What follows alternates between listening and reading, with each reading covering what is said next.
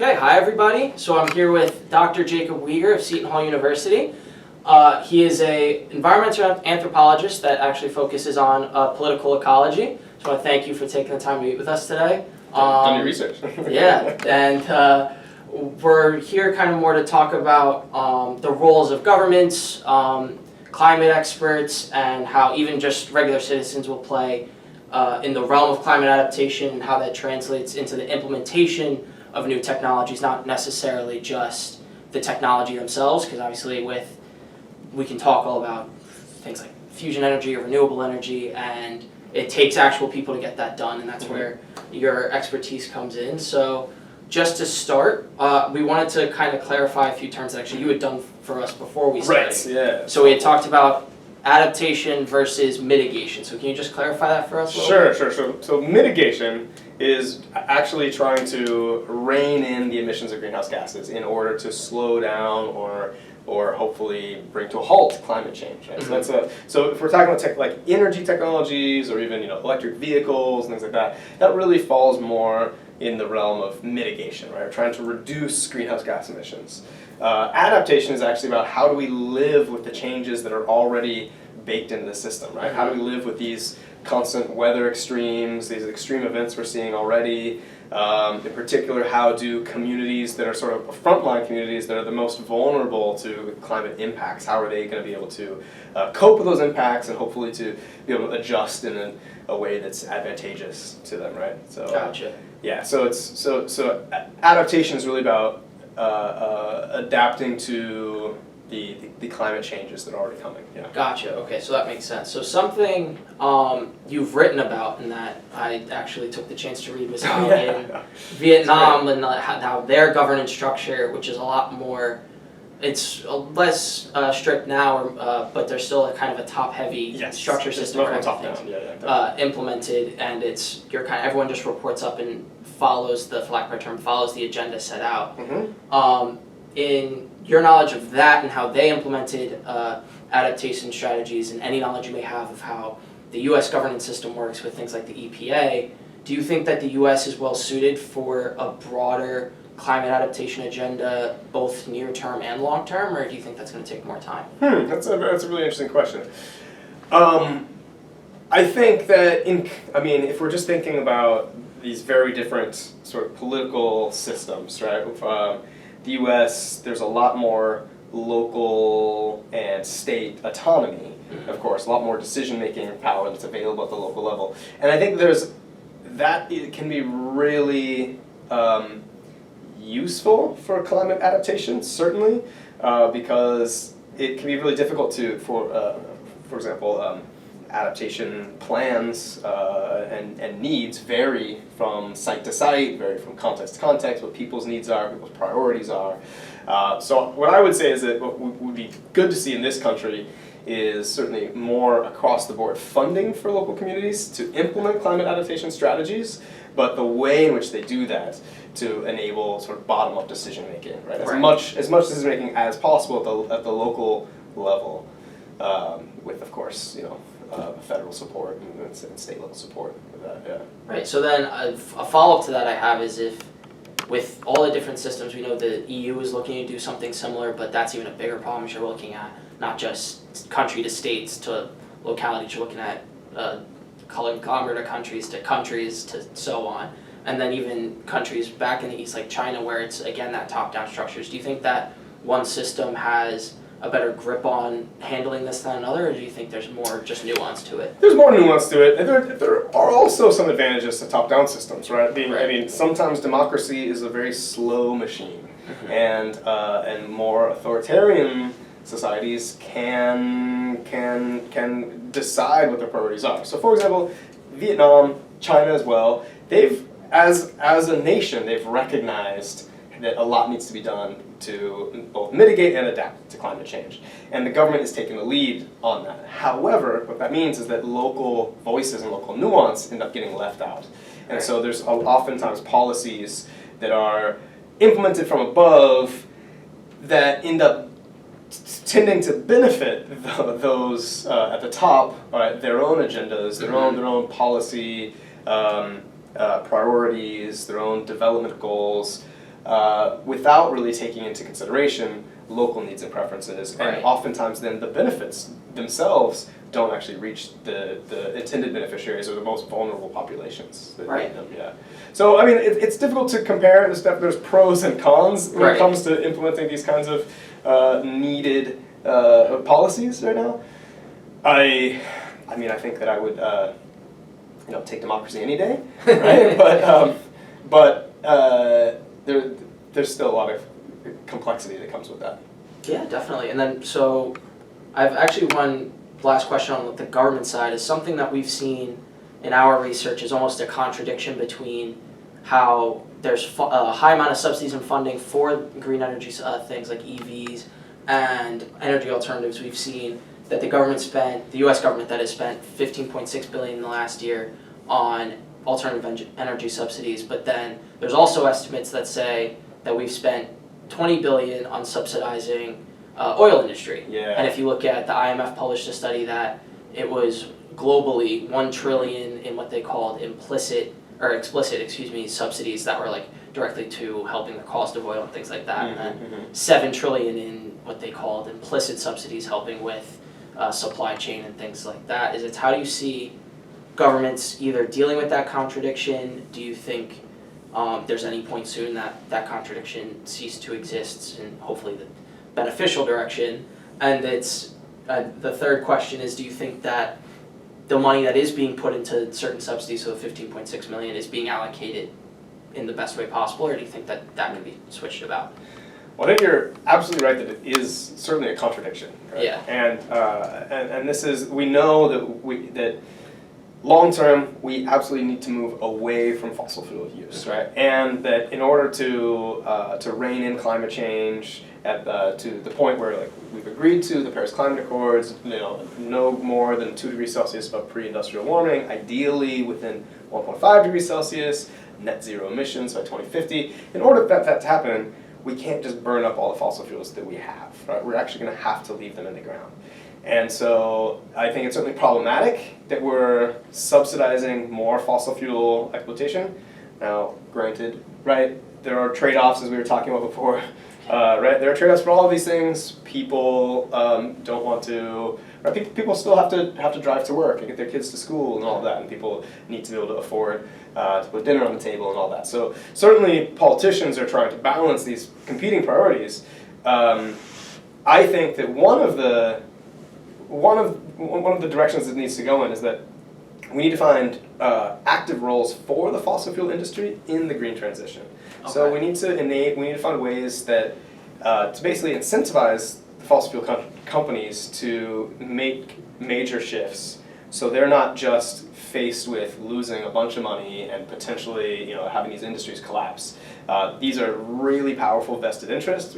We've seen just how deeply their interests are vested in maintaining their business model, because for a long time, they were trying to undermine any kind of progress on climate mitigation. So I think what we need to do is bring them into the fold. We need to find ways in which they themselves can adapt to renewable energy. Now, I don't know exactly what that would look like. I do know that one potential source one of the needs anyway for utilizing renewable energy, getting it into the grid in an effective way, is more storage capacity, right? Especially because solar energy is only available when the sun is shining, right? So you need to find ways to access it and use it at other times.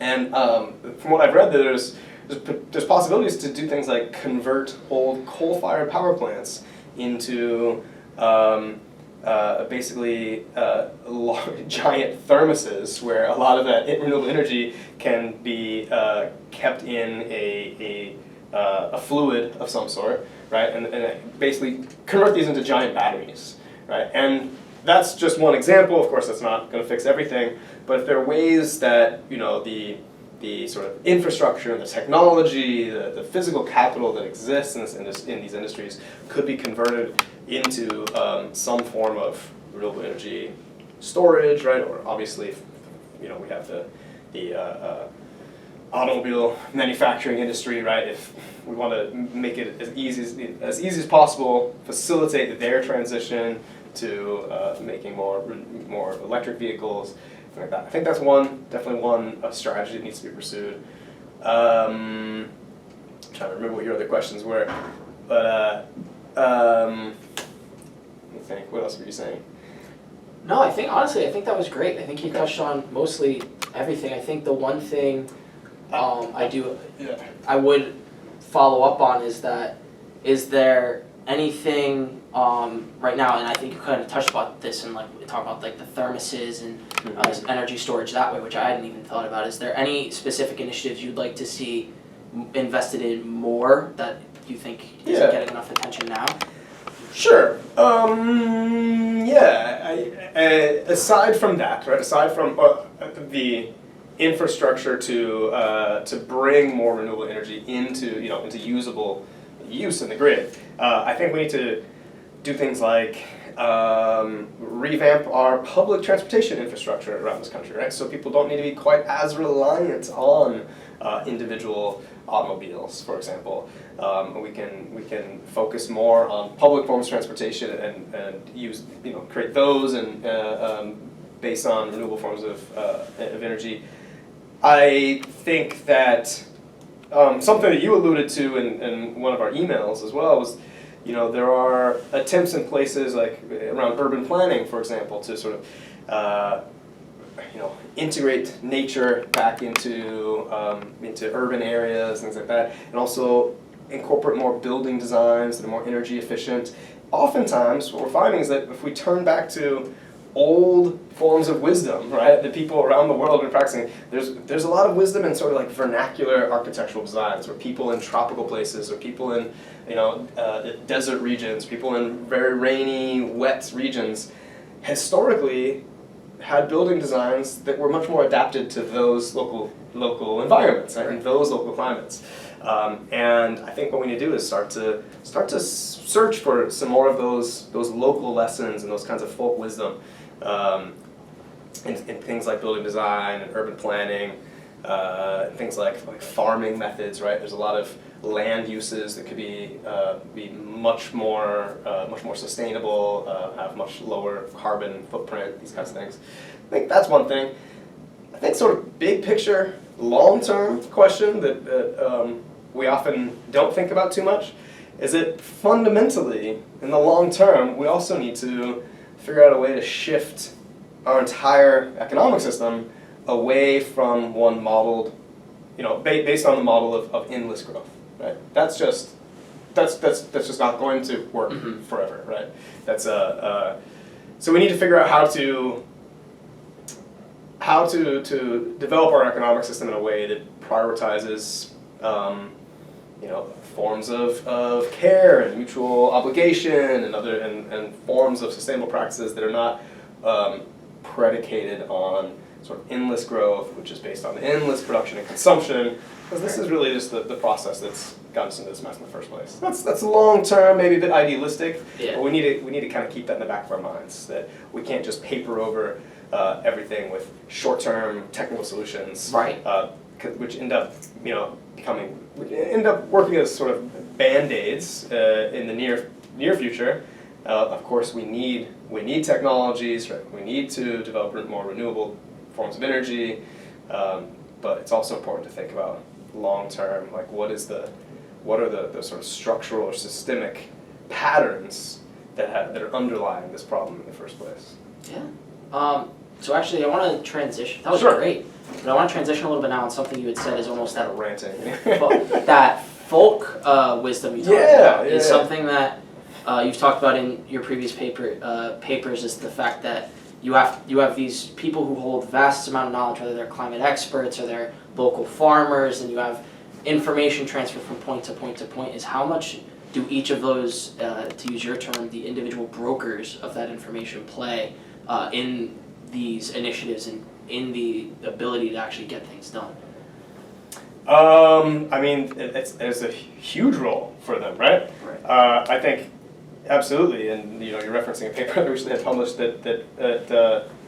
that emphasizes the role of these sort of intermediaries that can act as brokers between people, sort of sharing knowledge. And one of the things that's true is that we're going to have to learn from each other. Yeah. And from each other, I mean just like me and you, right? But also like society to society. We're all facing a relatively similar set of issues with climate change and responding to it in very different ways. And we have to start learning about, so we can improve our responses. And yeah, I guess with that paper, one of the things I was trying to show is that that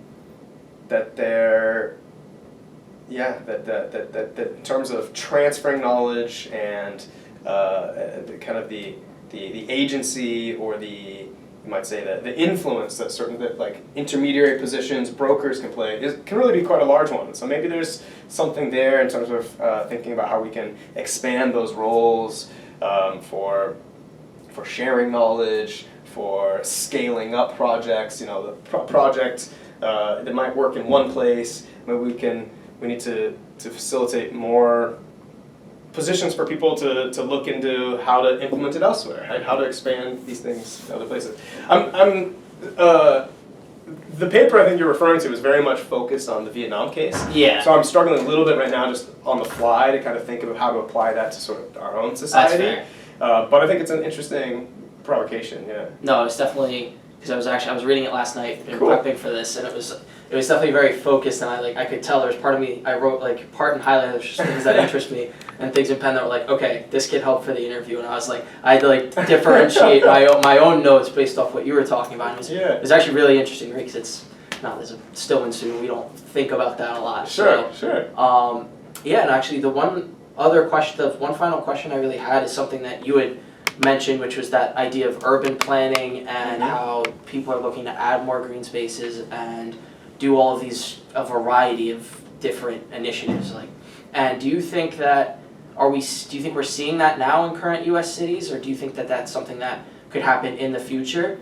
And if so, what challenges that you may not have seen in the specific case that you were talking about in the Mekong Delta that didn't happen there for whatever reason could happen in the U.S. and something we could that we need to look out for? Okay. I mean, we're certainly seeing some of these things being put, right? So, like in terms of urban planning that does to rely on what are often called nature-based solutions or green infrastructure, so it's a sort of like a ecosystem-based approaches to improving, urban resilience to coastal flooding, for example, drainage, all kinds of things, conservation and pollination, all kinds of things. There's a lot of effort in certain places. New York City is actually a pretty good example. They've got a lot of efforts in place to enhance urban resilience through more nature-based approaches. There's also a phenomenon, I think it's known as the Miyawaki method, I believe, named after a Japanese guy, but it's the idea of building these mini forests, these like quite small forests with really high biodiversity. And I know that is actually something that's been taking off a little bit in a lot of places in the U.S. So there are people bringing in some of these ideas in the U.S. already. I would say, thinking about some of the lessons from my research in Vietnam, kind of back to our earlier conversation, I think that one of the primary lessons is we do need to involve local people, local communities in planning for adapting to climate change, right? If we just try to impose new projects on them without local ownership, without long-term investment and commitment by these communities themselves, they're unlikely to succeed in the long term, right? They're just going to face major obstacles and could fail. So people, and in this country, certainly there are governance mechanisms for people to participate at the local level, but there's not necessarily the kind of community solidarity that we used to have, right? And so I would like to see local committees, local clubs, local organizations come together actually to think about how people living in particular neighborhoods, particular towns, can start thinking about what kind of a future they'd like to have, right? Like the ways in which they themselves can start preparing for the impacts that are coming, but also already here. Right. Yeah. That's really all I had for you, and thank you again for taking the time. This has been, I don't know what I was expecting, but this was, it blew past that in flying colors. Cool. Dan, thank you so much. Yeah, thank you. No, I appreciated having the chance to speak with you, and that you read a couple of my papers. That was sort of a surprise. I was like, nice. oh, Yeah. I like to do my research on just to make sure that, so we care and that we know we come in prepared. So definitely. But it's nice to have this conversation. Always nice to talk about these things that issues that I care about deeply and that are clearly important. So yeah, all right. Appreciate it. Yeah. Well, you can stop recording.